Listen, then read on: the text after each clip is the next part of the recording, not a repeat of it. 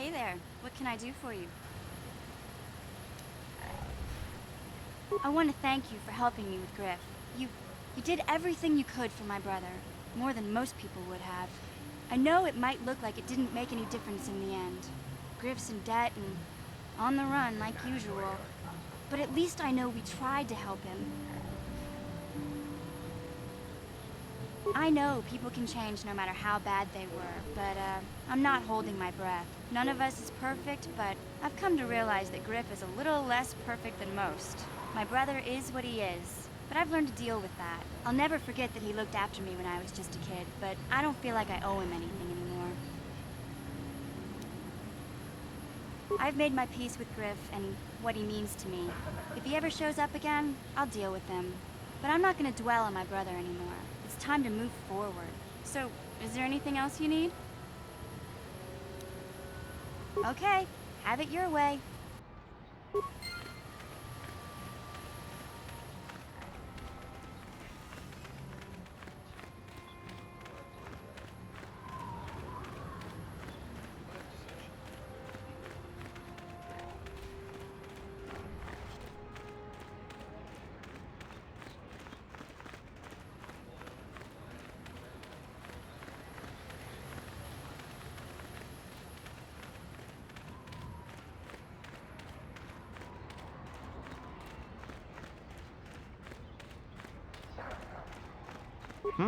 Oh, it's you again.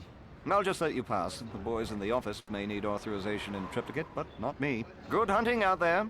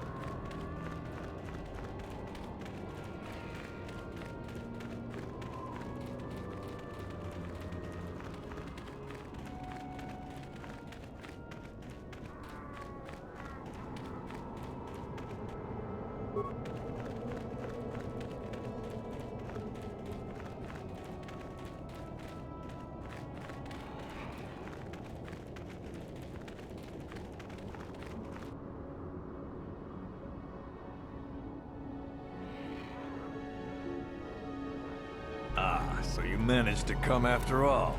I see you brought friends. You brought some of your own as well. Ha! Indeed I did. I foresaw that you might need help, so I arranged a distraction. I do not need to hear your excuses, Jedi. I know why he brought you. Enough of this talk, Jagi. Let's do what we came here to do. We both know the stakes here, and we both know what we must do.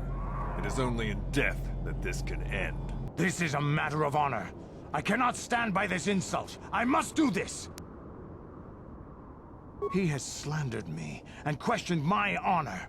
Among the Mandalore, many have died for lesser insults. I speak truth, and honor is the question here. The deaths of my comrades, your warriors, is a debt in blood that can only be paid by you. When you saw prospects for glory, you abandoned the plan and left us to die surrounded by enemies. If I had not attacked when I did, the battle would not have been won so easily. It would still have been won. You sent your own men to die there, Canderous. I cannot forgive you for what you did to us. You will pay. That's not the way it happened. The Althiri were fighting hard. I saw a break in their defenses that left their center exposed. I had to take the chance. If I had not done what I did, many more warriors would have died and the battle would have taken much longer. I stand by my decision. You coward. You glory hunter. You were given direct orders and were part of a plan. You had a responsibility to us. I can regret their loss, but it was necessary.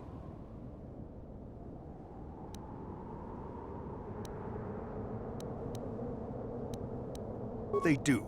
I know that. But he did not have to abandon us. He should have stayed with the plan. He cost us hours. But I do see your point. But Why did you have to leave us there to die while you chased glory somewhere else? I saw a chance and I had to take it. It ended the battle quicker than we would have otherwise, and many of our warriors may have died. Mandalore taught us that opportunism and flexibility in battle were to be admired. You may contradict me, but do you contradict him as well? No, I see that I have been wrong. I have not been true to the teachings of Mandalore. You were right. I was wrong to question your honor, but I must now cleanse mine with my life. And so it shall be.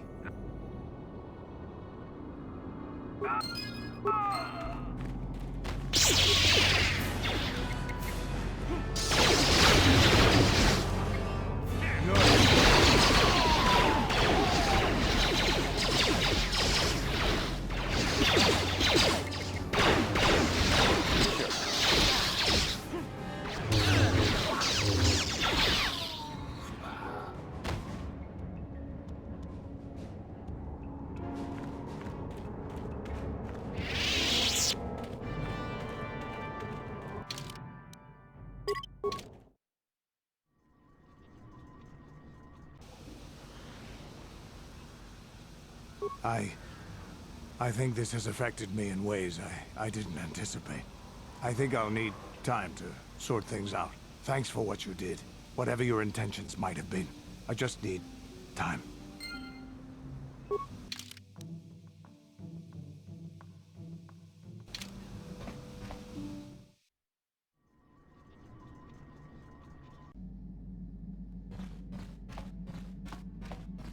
Yeah, what do you want? This thing with Jagi, I don't know. Give me some time and I'll be able to sort this out on my own. Is there something else you wanted? Your choice. I'm here if you want something done right.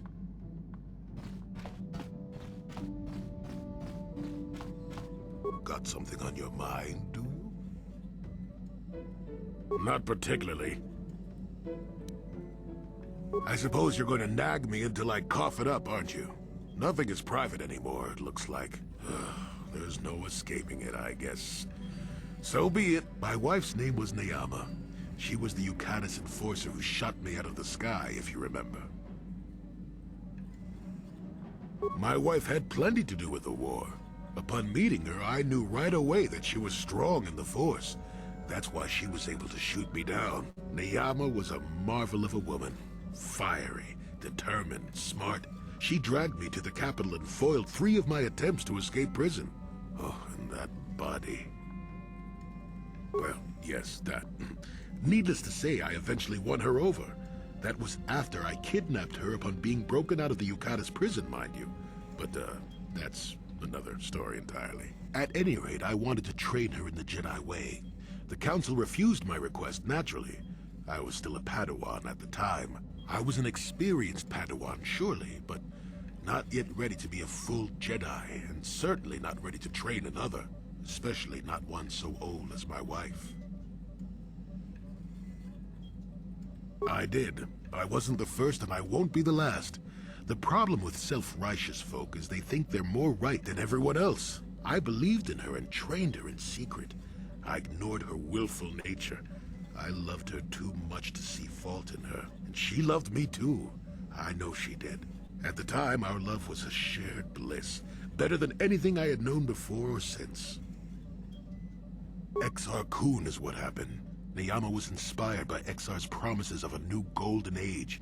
She wanted to join him. She came to me, pleading with me to throw aside what she called the decrepit trappings of the Jedi, to join her in Exar's war. I hadn't thought so, not right then. I was too proud to believe that of her. I had trained her myself.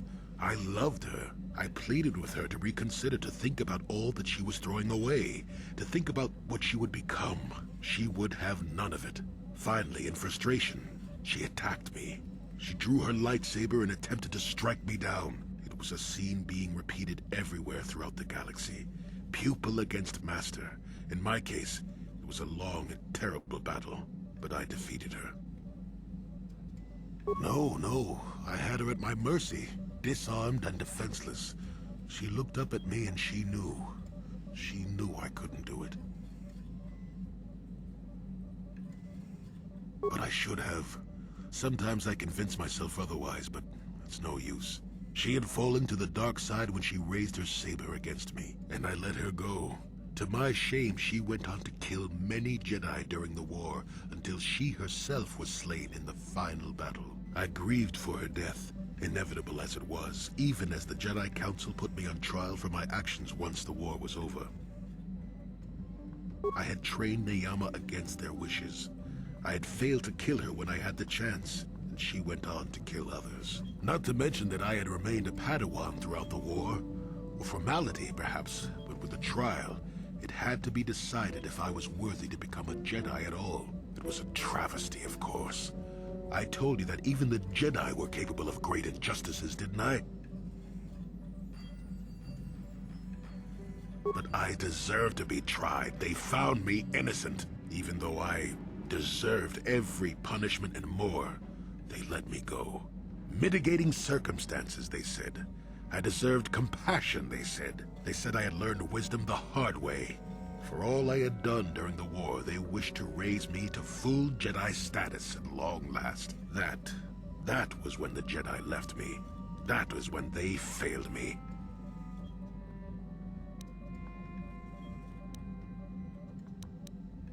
No, maybe you don't at that. They may have been able to forgive me. I could never forgive myself. Yes, I do, I suppose. Does that surprise you? It is all so long ago, lost in the winds, I suppose. Nobody cares what an old man believes anymore, do they? Let's continue on with the task at hand. I would prefer to think of the present today.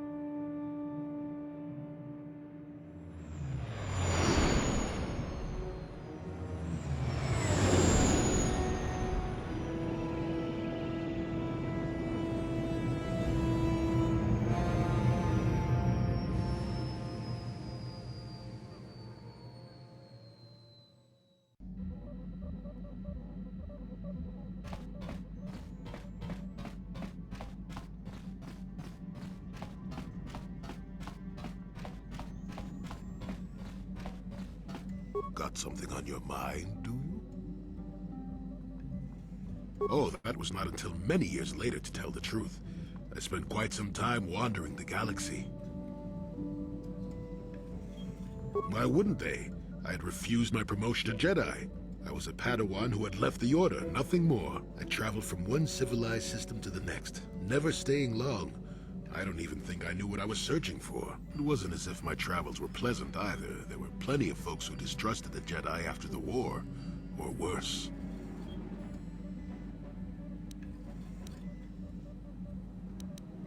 If people weren't treating me with suspicion, they were looking at me with greed.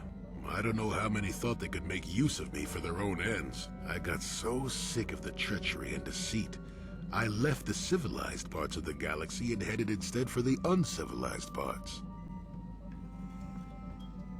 Actually, I was on my way somewhere else when I crash-landed on Kashyyyk. The ship I was using was a rust bucket.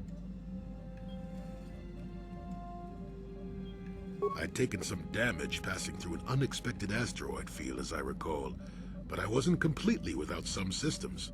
I could still guide her a bit when I crashed. It wasn't what I would call the smoothest landing, especially considering I ended up smack at the depths of the Shadowlands. But I lived. I'm no mechanic, and besides, after you plunge nose first in the trunk of a 5-kilometer high tree, chances are you don't have much ship left. Sure, why not? It seemed like an interesting enough place to spend a couple of decades exploring.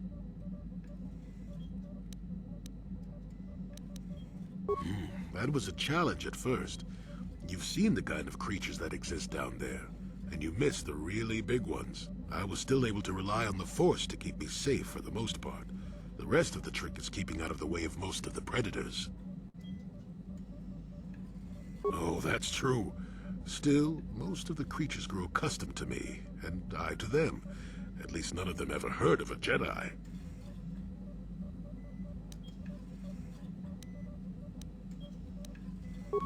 What do you know?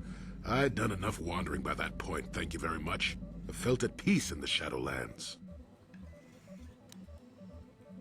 Oh, they did at first, oh yes. I can't say I was overly pleased to encounter a group of indigenous giant carpets either, I can assure you of that.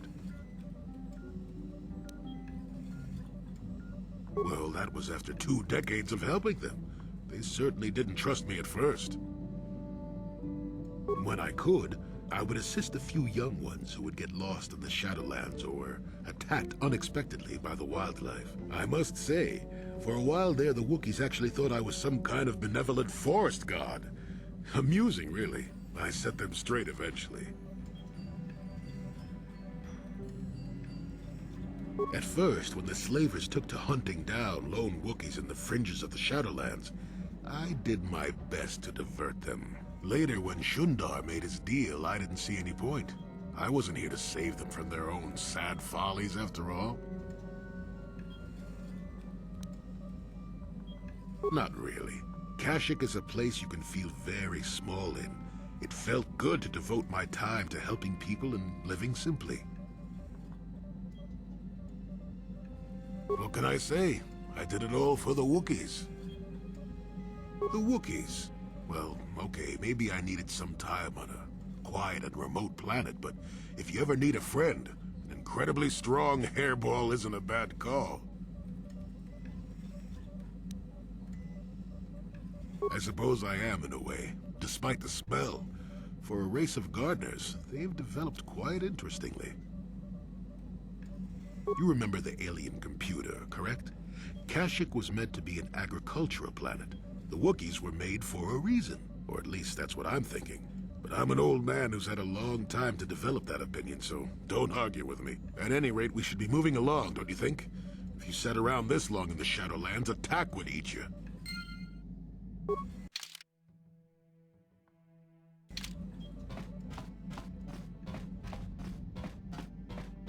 Yeah, what do you want?